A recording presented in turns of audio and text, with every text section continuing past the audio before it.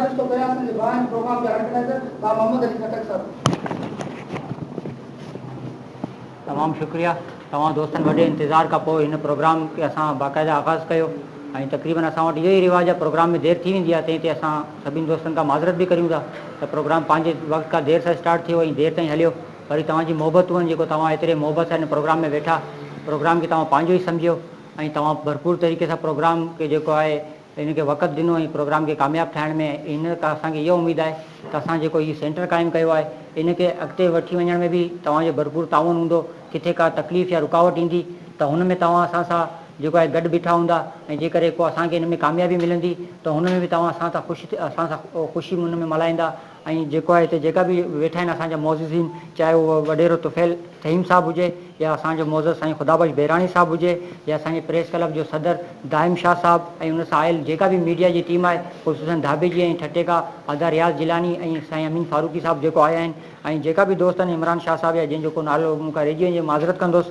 ऐं हिते जेका बि समाजी सियासी माण्हू वेठा आहिनि ख़ुशूसन असांजी जेका अदियूं वेठियूं आहिनि उन सभिनि जो शुक्रिया अदा कंदुसि। ऐं आउं हिते मौक़े जो फ़ाइदो खणंदे ॿ टे ॻाल्हियूं ई तव्हांखे ॿुधाईंदुसि त जेको आउं मकली ठटे जो रहायशी आहियां ऐं उते मुख़्तलिफ़ ऑर्गेनाइज़ेशन तंज़ीमनि सां मूं कमु कयो, उन मां कुझु मूं सेखा हासिलु कई, कुझु उन्हनि मां मूं जज़्बो हासिलु कयो। पोइ रोज़ी जे ख़ातिर रिज़िक जी ख़ातिर ऐं जेको आहे उतां घारे आयुसि, मूं डॉक्टर अफ़ज़ल वटि मूंखे जॉब मिली, मूं जॉब कई हिते।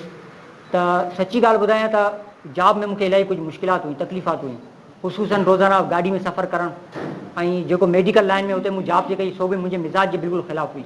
मुंहिंजो मिज़ाज मेडिकल लाइन जो कोन हो, मुंहिंजो जेको मिज़ाज हो पोइ डॉक्टर अफ़ज़ल साहिबु परखे वरितो हुनखे त हिन माण्हू खे असां मेडिकल स्टोर में बंदि करे विहारे छॾियो आहे, ज़ाया पियो थिए। पोइ उन मूंखे फुल अथॉरिटीज़ फुल जेको आहे सपोर्ट करे मूंखे हुन मेडिकल स्टोर मां ॿाहिरि कढी मूंखे चई हीअ गाॾियूं बि तुंहिंजियूं आहिनि, हीअ वसाइल बि तुंहिंजा आहिनि, वञी जेका माण्हू जी ख़िदमत करे सघी थो उहो तव्हां वञी करियो। ऐं हुन सराउंडिंग एरिया में घुमियोसि फिरियोसि, गारे सिटी खां वठी करे कंहिंखे ब्लड जी ज़रूरत हुजे, ॿियो को मसइलो हुजे, के नियाणियुनि खे जहेज़ जी मदद जी ज़रूरत हुई, हिते ई तव्हां वेठल दोस्तनि जहिड़नि ताउन कयो, उन्हनि जो मसइलो हल थियो। केस हिननि वटि आयो, हिननि असां वटि रेफर कयो, असां तव्हांजे दोस्तनि जी ताउन सां उन्हनि खे हल कयो।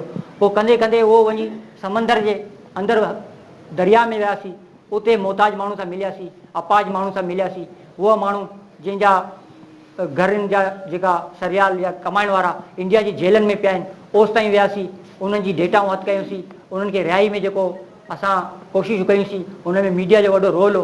असां हिकिड़ो टूअर कयो देह अथरकी जो, जिते जा 45 माण्हू हींअर बि इंडिया जे जेलनि में आहिनि, हुते मीडिया असां सां गॾु वेही, इमरान भाई हिते वेठो आहे, ॿिया दोस्त बि हुआ, उन्हनि हिकिड़ी ज़बरदस्त अहिड़ी कवरेज कई त मुंहिंजी जेका 15 साल जी सहाफ़त ऐं 15 साल जी समाजी कमनि में जेका माण्हू चाहींदो आहे न त हीउ प्रोग्राम मूं कयो आहे, सुभाणे 10 अख़बारनि में ख़बर अचे, छो 10 अख़बार में कोन ईंदी आहे, अख़बारनि में स्पेस घटि हूंदो आहे, अहिड़े प्रोग्रामनि खे जॻह कोन मिलंदी आहे।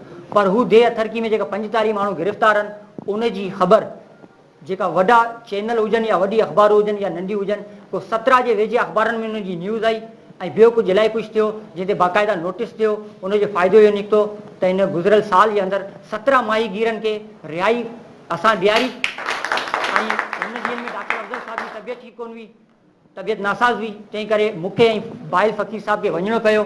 ऐं फिशरमैन कोऑपरेटिव सोसाइटी खां डॉक्टर निसार मोराई खां उन्हनि खे रिसीव करे पंहिंजे घरनि ते पुॼाइण वारा आऊं ऐं फ़क़ीर भाई साहिबु हुआ। त ॿी इलाही कुझु अचीवमेंट आहिनि, पर ॻाल्हि ख़तमु करियां थो। हिन वक़्तु मूंखे ख़ुशी इहा थिए पई त ॿिनि सालनि में मूं जेको ख़्वाबु ॾिठो, जेको मकली ठटे में जेको माहौल आहे हिकिड़ो सोशल वर्किंग जो, सो माज़रत सां बि उहो धाबे जी गारो हिन टुकड़े में मूंखे नज़र कोन थिए आयो। नौजवाननि जी फ़ौजनि जे फ़ौज माशरे जी नेगेटिव कमनि में लॻी पई आहे, का बि पॉज़िटिव शयुनि तां उन्हनि जो ध्यानु कोन्हे।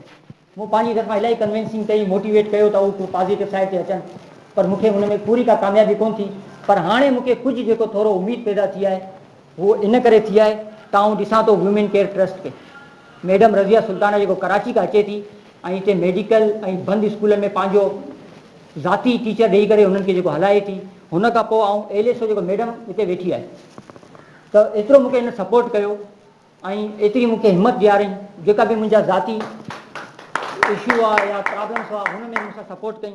हुन खां अलावा साहिल वतन जो ऑलरेडी आउं ज़िक्र करे चुको आहियां, मूंखे तमामु सपोर्ट कई हुन, ऐं मीडिया जेका दोस्त आहिनि हुन बि वॾी सपोर्ट कई।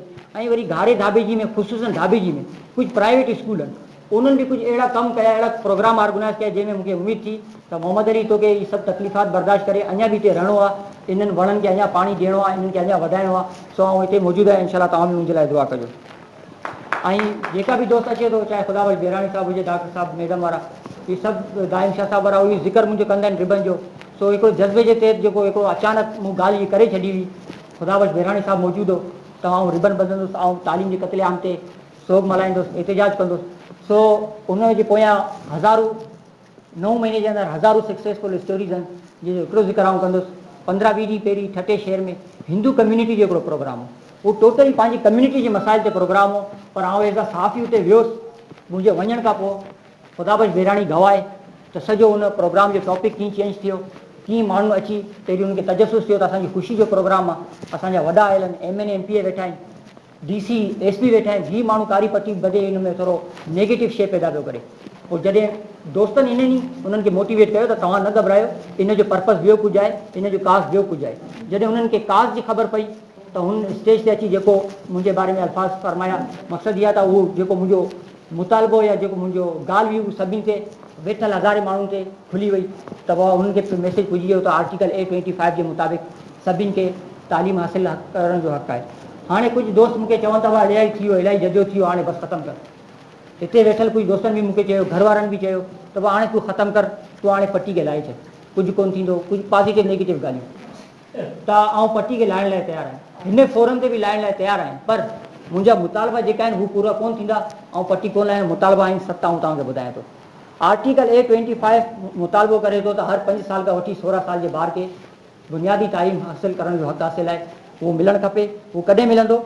जॾहिं तमामु जेका बंदि स्कूल आहिनि, पंहिंजे ठटे ज़िले में बंदि स्कूलनि जी तादादु 750 आहे, उहो 750 स्कूल कोन्ह खुलंदा तेसिताईं पटी ॿधी पई हूंदी। ऐं कापी कल्चर जेको दीमक वांगुरु असांखे जेको आहे असांजे सिंधी क़ौम खे ऐं सिंध सूबे खे पोयां धिकंदे पियो वञे, जेसिताईं कापी कल्चर जो ख़ात्मो न थींदो तेसिताईं पटी ॿधी पई हूंदी। ग़ैर हाज़िर उस्ताद जीअं रियाज़ जिलानी चयो, असांजो मोज़ज़ आहे, असां इन्हनि खां सिखियो आहे, असां उस्तादनि खे घोसलू कोन्ह चवंदा आहियूं, वरी बि मोहतरम आहिनि, असां उनखे ग़ैर हाज़िर स्टाफ चवंदा आहियूं। जेकॾहिं उन्हनि जो जेको गुज़िरियल 15-20 सालनि खां घर वेही पघार खाधी, उनजो रिज़ल्ट इहो निकितो त माज़ी में इल्म जो मर्कज़ इराक़ सानी डिस्ट्रिक्ट ठटा, जंहिंमें मखदूम साहब जहिड़ा ऐं ॿिया बुज़ुर्ग हस्तियूं जंहिंजो इल्म में नालो आहे, हू ज़िलो अॼु असांजो ज़िलो को टंडो मोहम्मद ख़ान या नवाब शाह लाड़कानो कोन्हे, असांजो ज़िलो इल्म जो मर्कज़ हो, बाबुल इस्लाम हो। अॼु उहो ज़िलो जेको आहे 24 नंबर ते वियो ॾी।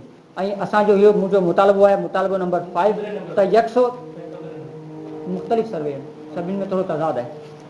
हिकिड़ो सर्वे हींअर मुंहिंजी बैग में पियो आहे, अॼु फैलान जी, उनजे मुताबिक़ ठीकु आहे, सॉरी सर, मोज़ज़ असांजो पंहिंजो मुतालबो आहे त यकसा निज़ाम तालीम हुजे। MN MP जो ॿारु जेको आहे कॉन्सेप्ट ऐं आर्मी में पढ़े, ग़रीब जो ॿारु जेको आहे उहो प्राइवेट में बि मुश्किल सां थो पढ़े, सभिनी जो तालीमी निज़ाम जहिड़ो। ऐं नाज़ुक हिकिड़ी ॻाल्हि तव्हांखे ॿुधायां थो, कुझु दोस्तनि खे ख़बर हूंदी, कुझु खे ख़बर न हूंदी, ऐं ॿुधायां थो। कुफरिया कुवतूं इस्लाम दुश्मन कुवतनि हिकिड़ो गेम खेलियो आहे। असांजे निसाब मां इस्लामी लिटरेचर खे, इस्लामी मज़ामीन जंहिंमें असांजे नबी साईं जो सीरत जो मज़मून शामिल आहे, उनखे माइनस करे असांजो ख़लीफ़ा हज़रत अबू बकर सिद्दीक़ ऐं हज़रत उमर जे सीरत ते जेका मौज़ू आहे उन्हनि खे माइनस करे हुननि जे बदिरे मलाला यूसुफ़ज़ई ऐं अब्दुल सत्तार ईज़ी ऐं ॿियनि जा उन्हनि मौज़ू विधा आहिनि। अब्दुल सत्तार ईज़ी वॾो मोहतरम आहे, मलाला यूसुफ़ज़ई असांजी वॾी उन जी कुर्बानियूं आहिनि, उन पाकिस्तान जो नालो रोशन कयो आहे, पर हू नबी साईं या असांजे साहबा सागोरा जे मुक़ाम ते नथा पुॼी सघनि। उन्हनि जे चैप्टर खे माइनस करे इन्हनि विधो आहे, हिनखे वरी बहाल कयो वञे।